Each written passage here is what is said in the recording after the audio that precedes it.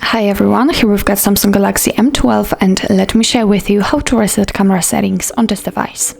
So firstly we have to enter the camera app, and before I've started the video I've applied the grid lines. I hope that you can see them because it will show you the evidence that the reset options will work.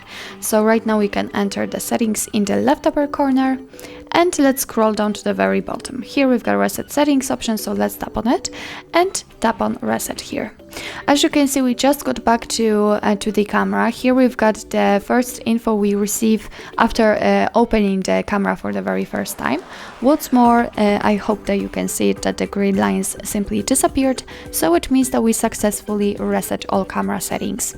So well, actually that's all. This is how to reset camera settings in your Samsung Galaxy M12. Thank you so much for watching. I hope that this video was helpful, and if it was, please hit the subscribe button and leave the thumbs up.